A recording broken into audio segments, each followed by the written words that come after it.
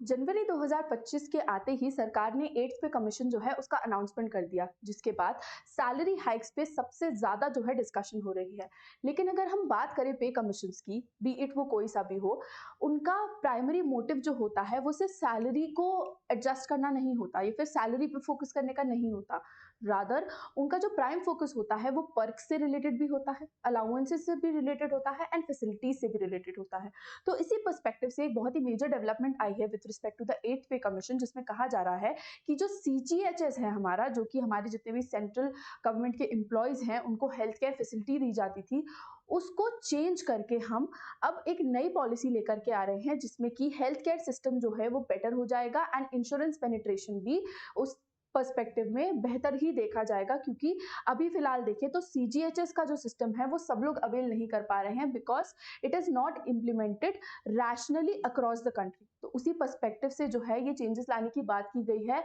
जिसके बारे में हम आज इस सेशन में डिस्कस करेंगे। तो नमस्कार, मेरा नाम है Nandini. Let's crack UPSC CSC में आप सभी का बहुत बहुत स्वागत है।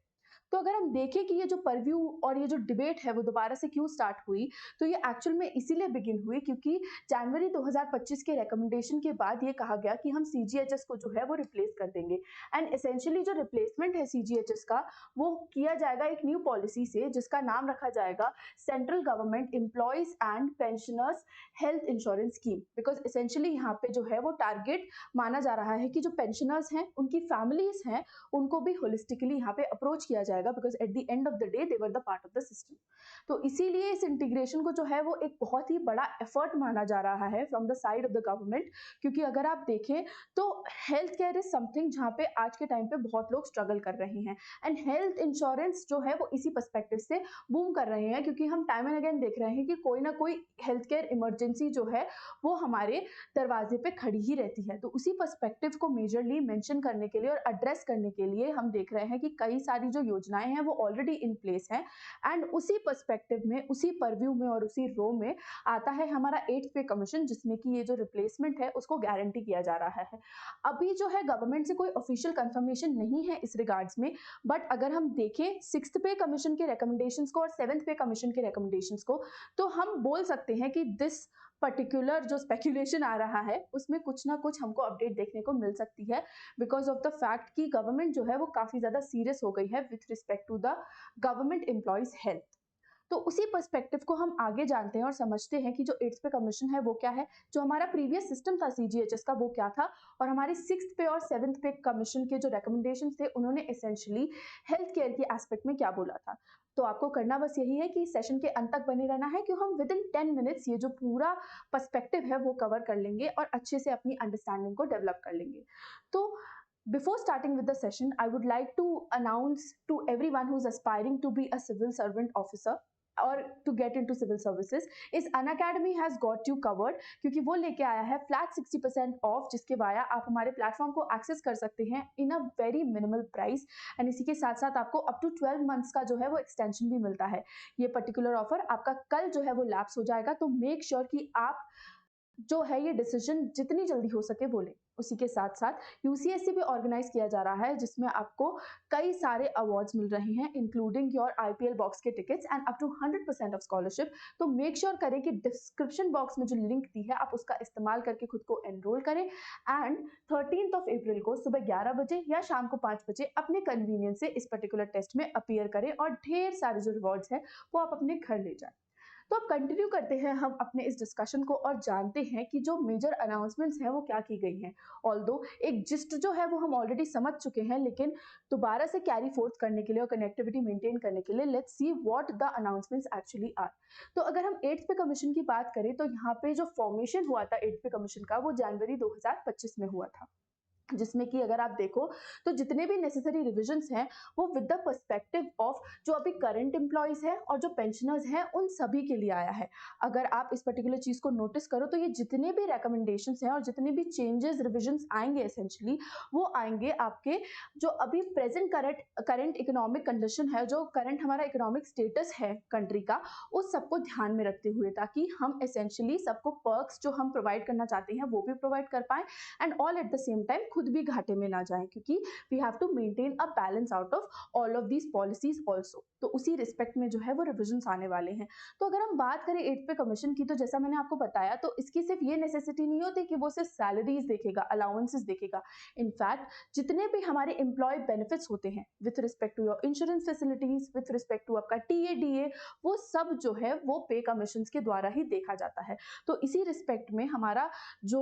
ये पर्सपेक्टिव बिल्डिंग हुई वो सीजीएचएस के केस में हुई, क्योंकि एसेंशियली बोला जा रहा है कि सीजीएचएस जो है उसको अब हम रिप्लेस कर देंगे and we will rename it such that कि सब लोगों को एक्चुअल में समझ में आए that we are trying to have an holistic approach towards protecting our people, protecting the employees of our country और the people who are on pensions. और यही नहीं कि हम सिर्फ उनकी फिक्र कर रहे हैं, यहाँ पे हम उनके जो परिवार जन है उनका भी ध्यान रखने का एक पर्सपेक्टिव रखते हैं। तो प्रॉब्लम यहाँ पे क्या आई, जब हम सीजीएचएस की बात करते हैं तो प्रॉब्लम ये आई कि यहाँ पे जो सीजीएचएस था वो हर किसी को नहीं मिल पा रहा था। अर्लियर पे कमीशंस में भी जो थे वो काफी सारे रिकमेंडेशंस किए गए थे, लेकिन प्रैक्टिकली अगर हम देखें तो ऑब्जर्व किया गया था कि जो भी इम्प्लीमेंटेशन सजेस्ट किए थे वो on real ground, on practical modality बिल्कुल भी अप्लाई नहीं हुए थे। तो उसी पर्सपेक्टिव से काफी ज्यादा प्रॉब्लम्स आ रही थी, जिसके चलते ये रिप्लेसमेंट फिलहाल प्रपोज किया गया है, जिसमें कहा जा रहा है कि गवर्नमेंट जो है अब जो भी हमारे लोकल प्लेयर्स हैं जो कि नेशनली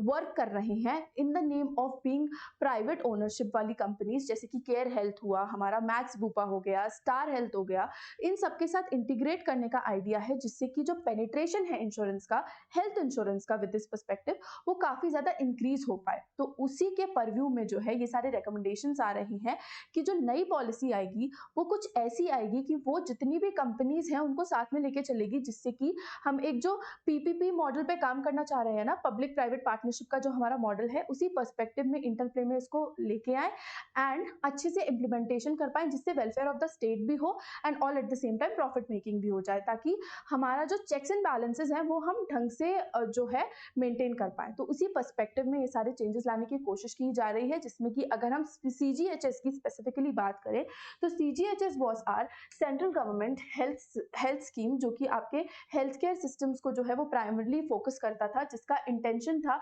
मेडिकल सर्विसेज प्रोवाइड करने का सारे गवर्नमेंट सेंट्रल एम्प्लॉयज को और जो पेंशनर्स हैं और उनके डिपेंडेंट्स हैं उन सभी को। हालांकि इनिशियली 6th पे में बात करें तो सिर्फ ये एम्प्लॉयज के लिए था, बट 7th पे कमीशन के बाद देखा गया कि इसको फैमिलीज के इंटीग्रेशन में भी लाया गया। उसी पर्सपेक्टिव में अगर हम देखें तो ये आपका कंसल्टेशन, ट्रीटमेंट, डायग्नोसिस और मेडिसिन हर चीज जो है एक अफोर्डेबल प्राइस पे प्रॉमिस करता है। तो उसी पर्सपेक्टिव से ये माना गया कि अगर हम इतना ही बड़ा कोई स्टेप लेने जा रहे हैं तो why not include someone who is already a master of it, which is our regulatory body. और इस पर्सपेक्टिव में अगर हम देखें तो हमारी जो IRDAI है वो काफी अच्छा रोल प्ले कर पाएगी, क्योंकि it has experience regulating all of this. So इसी पर्सपेक्टिव से ये देखा गया कि हम ये इंटीग्रेशन लेकर के आते हैं, जिससे IRDAI जो है वो कंपनीज को चलाएगी एंड हम कंपनीज को है वो डायरेक्टिव्स एक्चुअल में इशू कर देंगे, जिसके वाया जो हेल्थ इंश्योरेंस बेनिफिट्स हैं वो एसेंशियली सारे एम्प्लॉयज तक पहुंच पाए। तो उसी पर्सपेक्टिव से ये सारे जो चेंजेस है वो लाने की कोशिश की गई।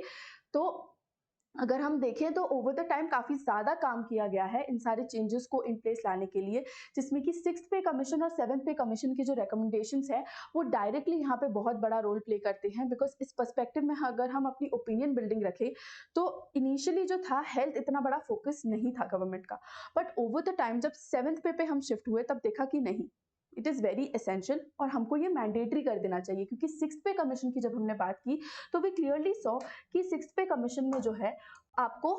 मैंडेटरी नहीं था, वॉलंटरी था कि आप वॉलंटरी इसमें अपना योगदान दे सकते हो या नहीं दे सकते, आप सर्विसेज जो है वो अवेल कर सकते हो कि नहीं कर सकते। And this was for existing employees, however it was recommended कि फ्यूचर वाले जो होंगे उन पे सब पे ये कंपलसरी होगा। तो उसी पर्सपेक्टिव से जब हम मूव फोर्थ किए 7th पे में तो वो सबके लिए रेकमेंड कर दिया गया कि ये जो है वो वॉलंटरी नहीं है, मैंडेटरी है। तो उसी पर्सपेक्टिव से अगर आप देखो तो आज हम यहाँ पे खड़े हुए हैं जब हमको इम्प्लीमेंटेशन में इशू आया। तो अगर हम एक तरीके से चेन अप करने की चले कोशिश करें और टाइमलाइन एक क्रिएट करने की कोशिश करें, तो हमको क्या पता चलेगा, हमको ये पता चलेगा कि सिक्स्थ पे कमीशन से मेजरली जो हमारी कहानी थी हेल्थ इंश्योरेंस की वो स्टार्ट हुई। एडवेंट हुआ सेवंथ पे कमीशन में, जहाँ पे हमने फैमिली को भी कवर किया हेल्थ की एस्पेक्ट में। एंड देन सिंस इसका इम्प्लीमेंटेशन ढंग से नहीं हो पाया, तो हमने स्कीम को जो है रिवैम्प करने का सजेशन दिया इन आर एट्थ पे कमीशन। तो यही सारे चेंजेस थे, और ये जो है वो आपका ओपिनियन बिल्डिंग करना इसीलिए इंपॉर्टेंट है इस पर्सपेक्टिव में, क्योंकि आपकी हेल्थ और गवर्नेंस की एस्पेक्ट में ये एक बहुत बड़ा एडिटिव हो सकता है।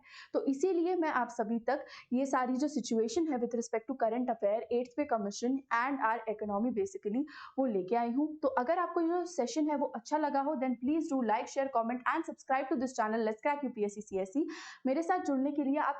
टेलीग्राम चैनल के क्यूआर कोड को मेजरली स्कैन कर सकते हैं और मेरे साथ जुड़ सकते हैं। एंड अगर आपको कोई भी परचेस करनी है हमारे प्लेटफॉर्म पे, तो मेक श्योर करें कि आप यूज करें हमारा कोड जो कि है NST लाइव, जिसके वाया आपको जितने भी मैक्सिमम बेनिफिट्स प्लेटफॉर्म पे मिल सकते हैं मेरी अकाउंटेबिलिटी के साथ जरूर से जरूर मिलेंगे। तो इसी के साथ जो है आप सभी से आगे चाहती हूँ। Thank you so very much for watching. We will meet each other next time in some academic session or again a current affairs video. Thank you again.